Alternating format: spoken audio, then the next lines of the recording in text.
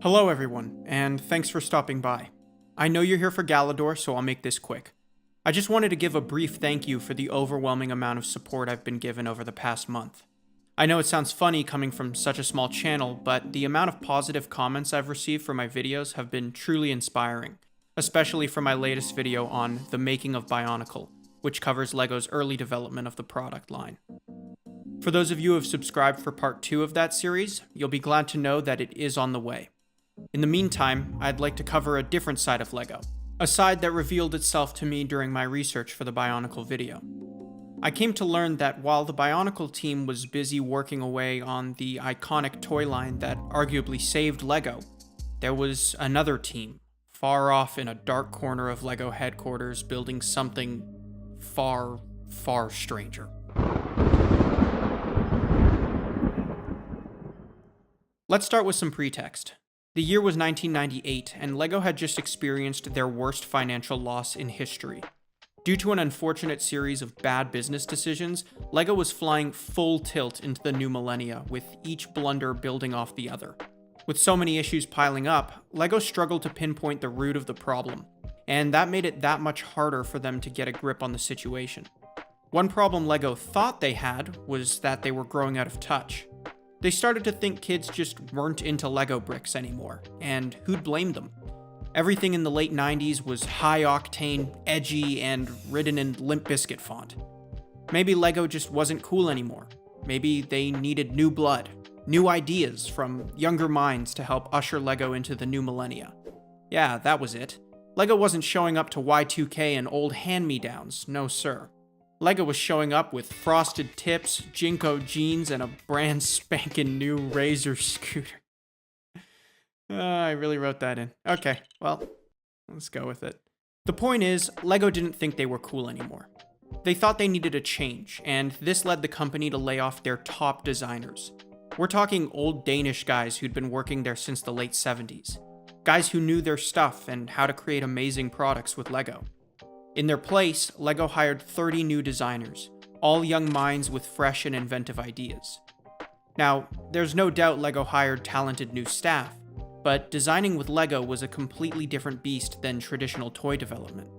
How would their ideas compete with the years of experience LEGO's previous designers had with the company? That was the moment when LEGO asked, who said anything about building with LEGO?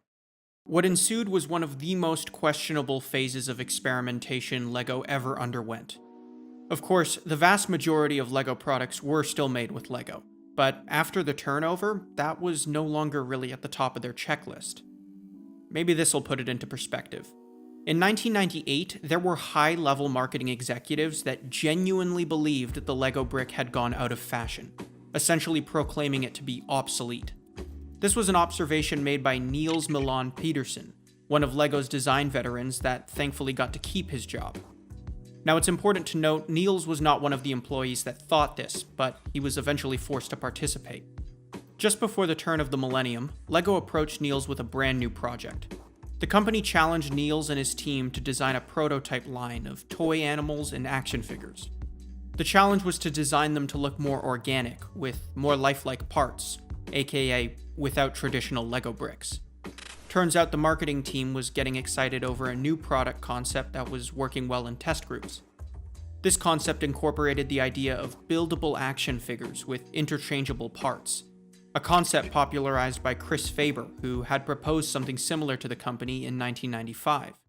More on that in my Bionicle video. The project was initially titled Project Genesis, and went through a rapid series of developments during the concept stage.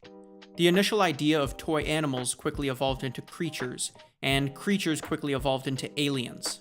Somewhere along the line, the name Galidor was thrown into the mix, and now LEGO had a brand new sci-fi theme in the works. Unfortunately, the process around the toy's development phase really is that blurry, and there aren't many in-depth details about the product's early stages. What is known, however, was LEGO's near-manic level of optimism towards the project. Big plans were being put in place to make Galidor a success, including a TV show, video games, and comics. Pressure was building for Niels and his team to make the toy a hit, and it proved to be quite stressful, although the toy's initial success in test groups helped to ease the team's fears. Interestingly, Galidor sheds some light on how large of a company the Lego Group really is. While an entire promotional campaign was being built for Bionicle, a completely separate multi-million-dollar budget was being carved out for Galidor. It was quite impressive, actually.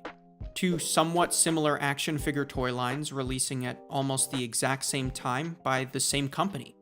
I mean, what could go wrong? Right? That wasn't important. Lego was too busy planning the next big move for the project, and that was the TV show. From early on, it was decided that the Galidor TV show was going to be just as much a part of the franchise as the toys were. And for that to work, production needed to start yesterday. It was late 1999 when all these decisions were being made, and Lego wanted to release the toys with the show by 2002 at the latest, so they had better get a move on. Lego ended up hiring a producer by the name of Tom Lynch, known well throughout the industry for his diverse portfolio of tween kids shows, including The Secret World of Alex Mack, Kids Incorporated, and The Journey of Alan Strange. Tom's original pitch for the show truly impressed Lego, and captured the company's vision for what the Galidor theme could be. This gave the company a new surge of confidence all over again, and in January of 2000, production began for Galidor: Defenders of the Outer Dimension. Now, it's important to note that Lego was only partially invested in the television show, which is to say, they weren't the only company funding the production, with big players like Disney throwing their hat in the ring as well. Regardless, this was still quite the financial risk for the company. Producing television shows wasn't cheap, and finding networks to pick up the show wasn't simple either. Thankfully, Tom was an industry veteran and was committed to making the show a success. Right out the gate, Tom became directly involved with the Lego team, working alongside designers to build the story and characters in tandem, as to somewhat sync the production of both the show and its toys. After a flurry of brainstorming sessions, Tom would emerge with the story, a wide array of characters, and of course, its main protagonist. Galidor centered around a 15-year-old boy named Nick Bluetooth, who utilized interdimensional travel by means of a spaceship called the Egg. But he didn't travel alone. Joining him on his journey was the skittish robot Jens, a furry blue alien named Nepal, an anthropomorphic frog named Euripides, and his human sidekick Allegra Zane, who in typical 2000s fashion used karate as her secret weapon. And as for Nick Bluetooth's special skill, well, allow me to show you. That's right, Nick's superpower granted him the ability to transform his limbs into parts of machines and organisms, gaining their abilities in the process. This mutant power was dubbed the Glinch, and apparently Galidor invited you to experience it. Glinching was the driving force behind Galidor.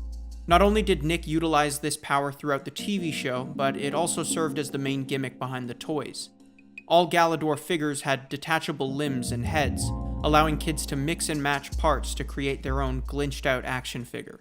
Unfortunately, that meant you could do things like this. And this. Or this. And that's not even the worst of it. Galidor's own commercials showed off the Glinch, and even that looked ridiculous. It was almost as if the producers saw Sid in Toy Story and just said, let's do that. But who were we to judge? Apparently, the concept performed flawlessly among test groups, and Lego was fully confident in moving forward with the project, having mapped out 15 unique toys for its initial release. Meanwhile, somewhere in Montreal, Canada, production for the television show was well underway. Tom Lynch approached the project with an extraordinary level of enthusiasm, laying out multiple story arcs intended to span 5 seasons. It was quite an ambitious and optimistic undertaking, considering the show was starting off with just 2 seasons under quite a conservative budget. Those 2 seasons would span 26 episodes with an air date set for sometime in 2002. Production of the show leaned heavily on green screen, with an emphasis on CGI for the show's visual effects. Turns out, much of Tom's enthusiasm for Galidor translated into rather enthusiastic writing, making for some pretty expensive scenes. One of the challenges of screenwriting fantasy shows is developing an entertaining body of work that still adheres to the limits of a predetermined budget. It's akin to walking a tightrope with entertainment on one side and bankruptcy on the other. There's a balance to it, and once Tom's colleagues got a hold of the scripts for the first few episodes, they realized what direction Tom was leaning. When they tried to push him in a cheaper direction, Tom assured his team that he could make it work. Ultimately, the Galidor show was forced to cut corners in a few places. Certain scenes eventually had to be reworked, and the budget was set quite low for character costumes.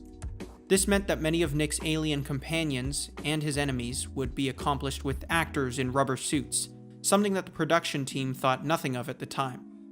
Besides, Power Rangers was filled with rubber suits, and that franchise was pulling in hundreds of millions in revenue every year. And as a matter of fact, Galidor actually had something Power Rangers didn't. Turns out Tom and the Lego team had one final piece of movie magic up their sleeve. During production of the television show, a sound engineer by the name of Lau Kirstein worked closely alongside Galidor's audio department. Lau's goal was to embed discrete bursts of white noise into certain parts of the show. This white noise was actually an encoded audio signal hidden strategically throughout Galidor episodes, and surprisingly enough, this was not a sequence of well-placed subliminal messages. Turns out, Lego was utilizing cutting-edge technology to send signals to an electronic toy they were developing for the Galidor theme. This strange new toy was dubbed the Keck Powerizer. The Keck Powerizer was a mechanical suit of armor that enhanced one's ability to glinch. The toy, however, was a sort of multimedia action figure, and in a weird way, Lego's first and only ever game console. Along with swappable limbs and headpieces, the toy also came with a tiny screen embedded into the figure's back. The Keck came preloaded with 22 games, many of which needed to be unlocked as kids played with the toy. The games were played by utilizing the Keck's arms and legs as a sort of controller. There was also a sensor that detected when the toy was being rotated, which served as a function for many of the games as well. Essentially, the toy would pick up the encoded audio signals hidden throughout the TV show and trigger an appropriate response, whether it be by unlocking a new game that went along with the current scene or activating a voice clip. Ready, aim, drop, miss! These vocal responses would even change depending on which parts were connected to the toy. Kids could attach the head of Jens, one of Nick's companions, or attach the head of Gorm, his sworn enemy. This would make it so the toy either cheered Nick on during the show or shouted evil bad guy lines when he was in trouble. This proved to be a genius move by the marketing team, because it encouraged children to tune into every Galidor episode to unlock new prompts for the toy. Kids could even log on to Galidor.com and download new games directly to the Keck Powerizer, as demonstrated in this astoundingly cheesy commercial. Download new missions from the web. Reach higher levels. Win new missions. New game downloaded. When the inevitable video games were released for Galidor, kids could play alongside their Keck Powerizer, which would interact with the game in much the same way as the TV show. Keck Powerizers could even communicate with each other, allowing kids to play two-player competitive games.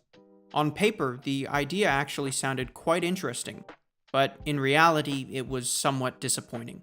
For starters, the screen was incredibly small, and in order to play the games, kids needed to actively swing the toy's arms and rotate the Keck to control it.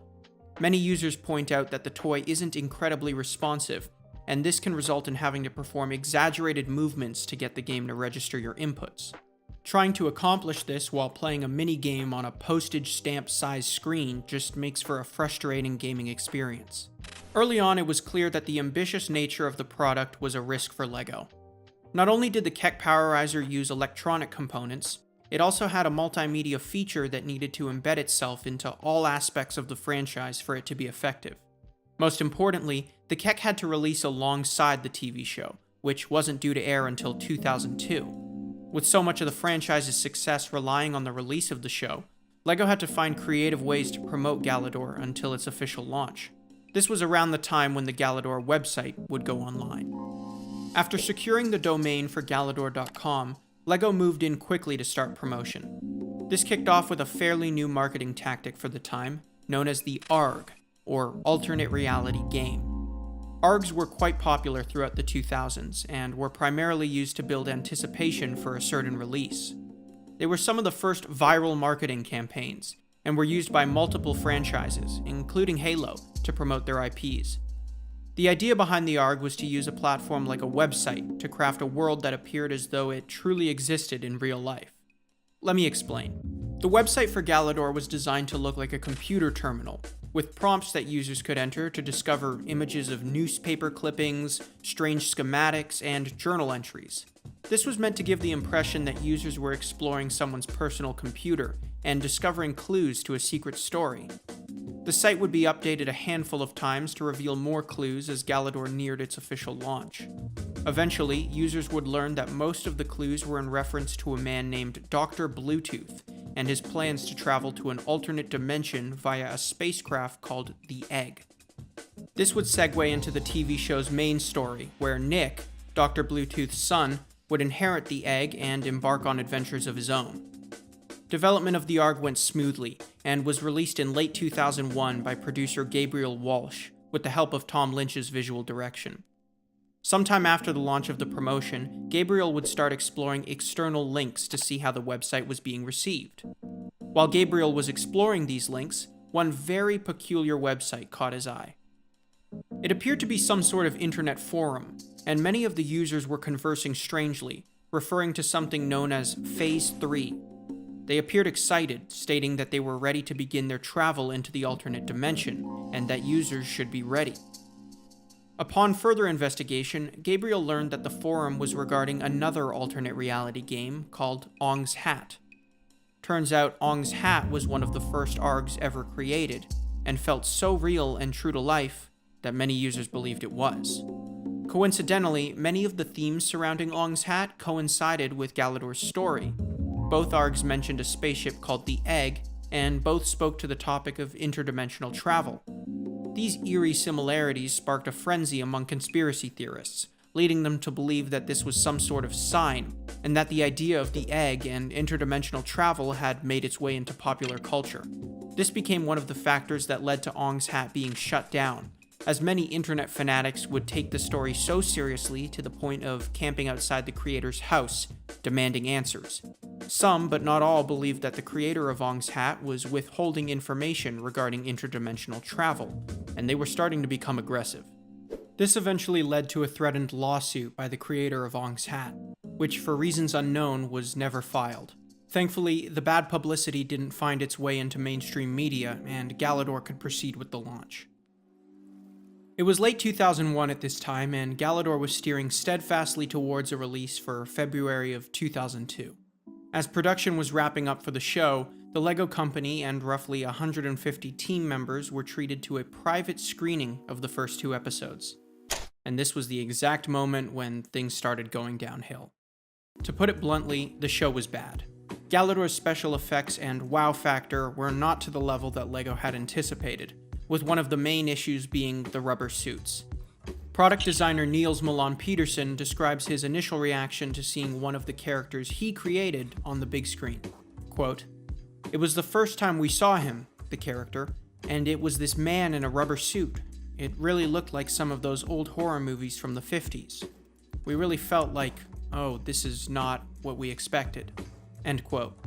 To add to the hurt, Tom Lynch had recently been informed that Disney, a partial investor in the Galidor show, had just purchased the Family Channel.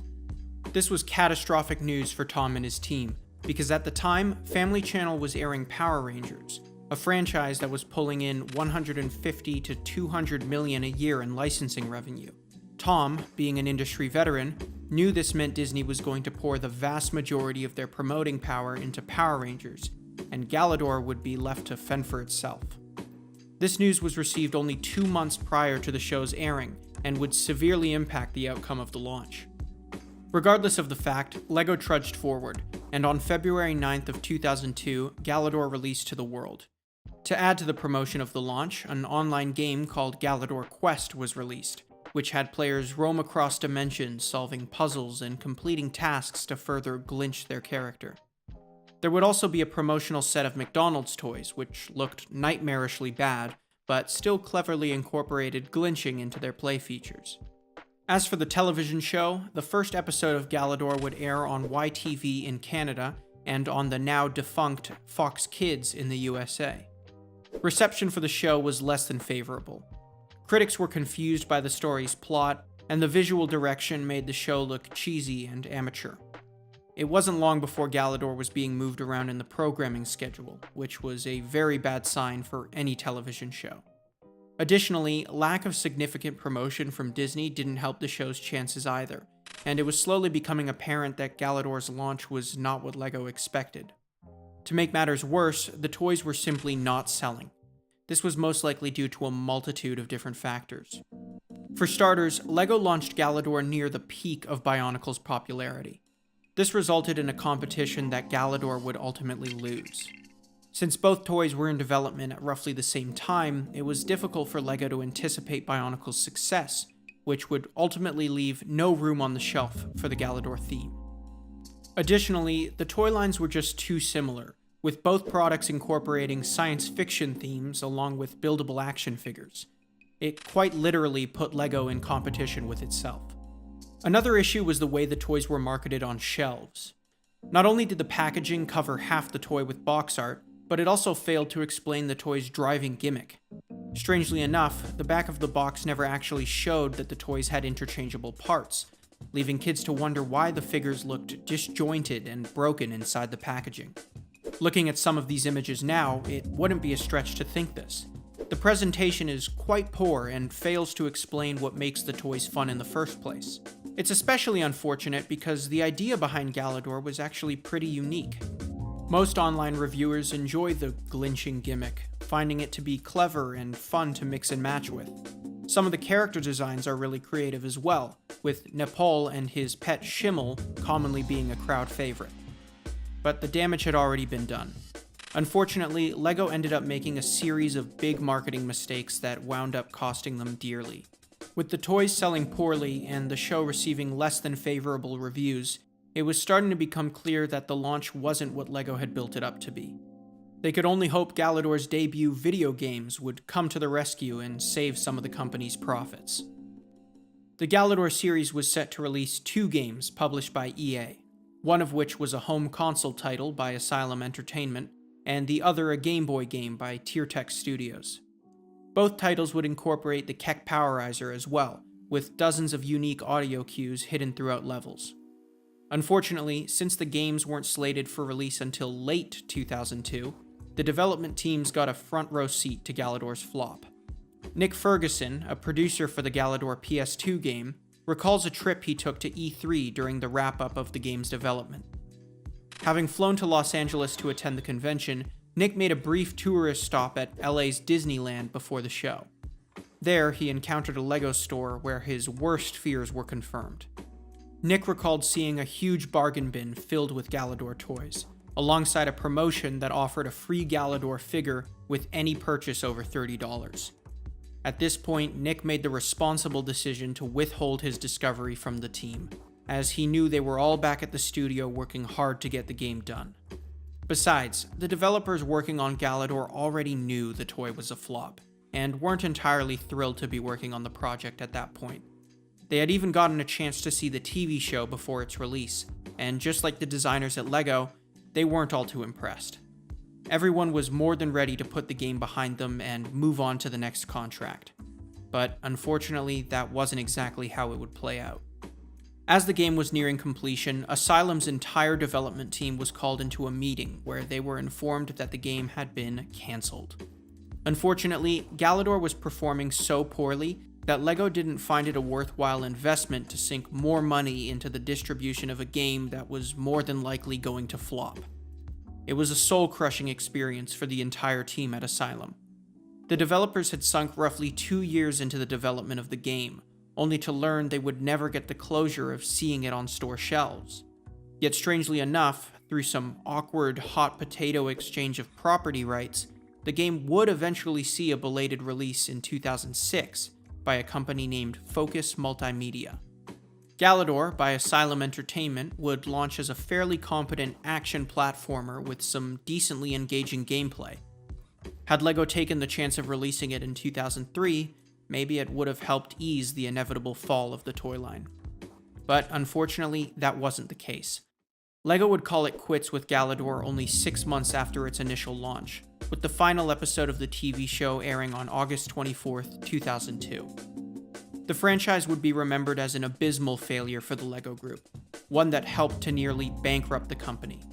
Looking at the situation from a sort of post-mortem viewpoint, it's quite clear that Lego had become a victim of their own ingenuity. Their decision to shake up the very foundation on which the company was built on ended up costing the company dearly, and their lack of direction, communication, and research had run rampant throughout every department at Lego. This was clearly demonstrated with Galidor, where designers and team members never got a chance to see the TV show until it was about to air, leaving no room for external creative input. The same went for the marketing department and how they neglected to showcase the main feature of the toys on the packaging. The entire development process was a disjointed, unorganized, and very, very expensive mess. Thankfully, Lego would learn from their mistakes. The Bionicle toys would introduce a new standard for Lego's production, one that ensured communication and collaboration were at the forefront of the process. A little over a year later, Lego would hire Jorgen Vig Knudstorp as the company's new CEO. Knudstorp would work to dissect the issues surrounding Lego's downfall and construct a roadmap for how the company would return back to the brick, a mantra that would illustrate the need to return to the company's roots, with fewer pieces, more research, and better communication between departments. With the help of Knudstorp and Bionicle to save the company's profits, Lego would see its return to the top, and the brick would become more relevant than ever before. Galidor was part of the process. It was a sign for the company to slow down, learn from their failures, and figure out what worked. And it most certainly was not the glitch.